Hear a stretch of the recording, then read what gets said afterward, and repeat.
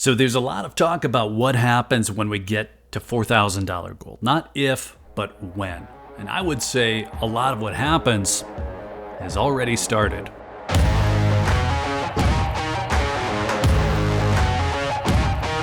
So we're going to jump to a conclusion here. $4,000 gold.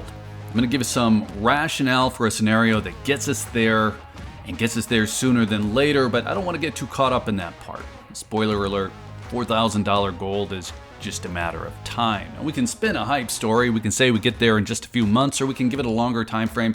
It doesn't matter. I don't want to belabor it, but I will give a path. And then if we're all cool with the likelihood of that scenario, well, we're freed up to consider what that means for a person holding physical gold. Because look, it's only been a few years since we got caught up on $2,000 gold being too expensive. I remember that first Buffalo that I paid $2,000 for, like it was only August of 2020, because it was. So less than 5 years ago, and then it was $3,000, and now we're looking at a number that's 100% more than what used to be a crazy price only 5 years ago. What does that mean? So first, let's get into the most likely scenario that leads to $4,000 gold, or most likely scenarios. You've probably heard some of this before. The U.S. is running massive deficits, even without a recession. We're adding $2 trillion in debt per year, and that's with no war or really any significant panic to blame. You have monetary policy stuck, rates are high, so is inflation, tariffs are causing uncertainty, threatening higher inflation, and the dollar is losing credibility outside the U.S. Now, the dollar losing credibility, that might sound like an opinion, man, but we're seeing central banks buying gold at record levels while holding fewer U.S. treasuries. That's not an opinion, that's an actual trend.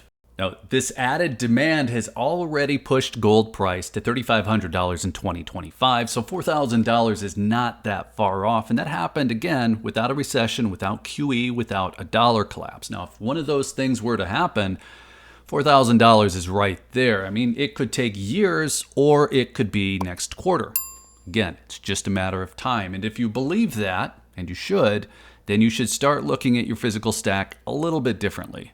Now, all this talk about gold and silver too, well, channel sponsor Summit Metals has you covered if you're looking to buy. SummitMetals.com.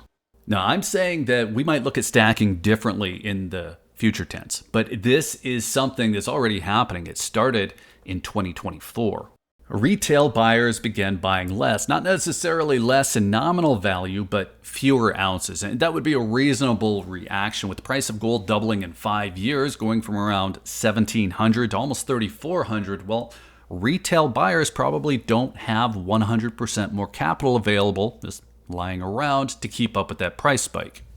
Reasonable, but I don't hear it being talked about. And I'm not trying to say there's a direct correlation like the price of gold doubled, so retail buyers bought half as much, but we can see a very significant drop in annual production numbers from the U.S. Mint beginning in 2024. Now, this is anecdotal because we're just talking about the U.S. Mint, but this is real data, and it tells a pretty clear story. 2024 is when the gold price rally really began to take off. Spot price jumped 27% last year, another 26% so far this year.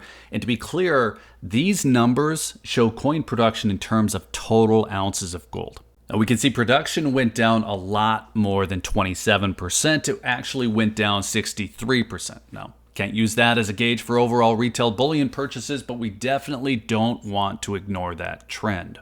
So what does this mean to any of us buying retail bullion, coins, bars, whatever? Well, generally speaking, every coin or bar we own now is worth more.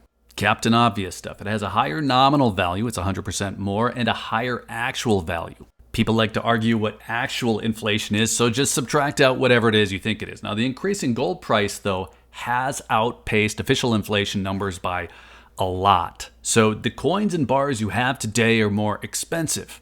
And that changes your logistics. We know by now it's harder to buy an ounce of gold. They cost more. It also might not be as easy or as practical to spend or sell an ounce of gold.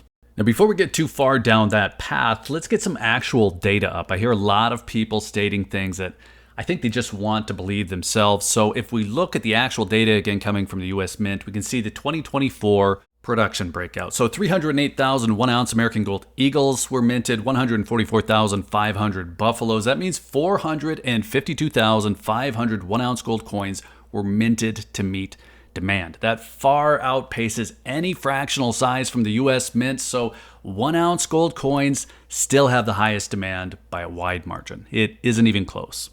But if you want flexibility in a sale, meaning you want to be able to sell in smaller increments or continue to buy at a regular pace without spending more, well, fractional comes into play.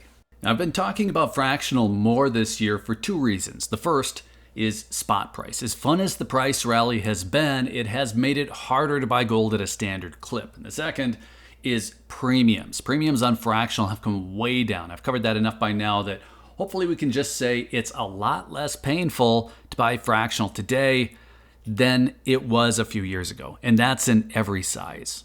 Now, ignoring what I've been up to for a minute and just looking at the U.S. Mint production figures again, you also have to ignore that I was just showing Britannia's, you can see another trend here. Even though the 1-ounce coins represent more than 80% of total gold coin production, we can see that the percent of fractional coins has increased from 9 to 11 to 18, almost 19% of total, and 1/10 ounce coins have led that charge.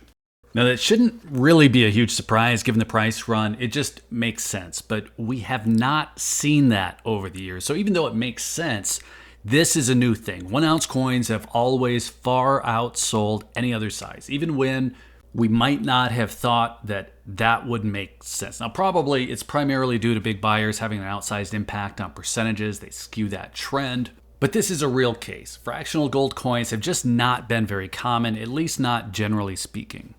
The data and common sense tell us that's probably changing. Fractional gold's probably going to be more common and also more important. Now, I should note that when I started with my own scheduled purchases, a 1/4 ounce gold coin cost right around $350, probably a little closer to $400, and that is exactly where a 1/10 ounce gold coin is today. Now, I still haven't gotten fully used to these new prices, so personally, when I think of a fractional use case, I think of that $400 or $500 mark, not the $900 that a 1/4 ounce gold coin costs right now.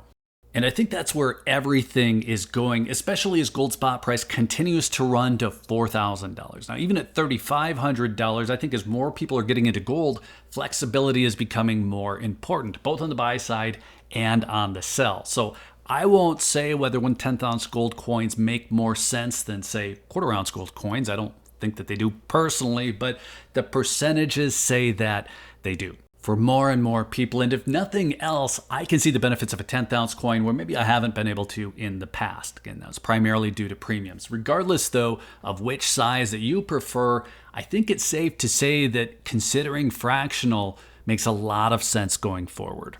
So let's call it good there. Let us know what you think of fractional gold coins, whether you think it makes more sense. I know a lot of us have always liked fractional gold. I'm just wondering if the production and the sales figures are telling us something more, like maybe they're making more sense. I think they do. But let us know what you think. And then while you're in the comments, be sure to hit that like button if you found any of this interesting. Be sure you're subscribed with notifications turned on if you want to hear more on the topic. And if you're still here, thanks again for watching. I always appreciate your time. Take care.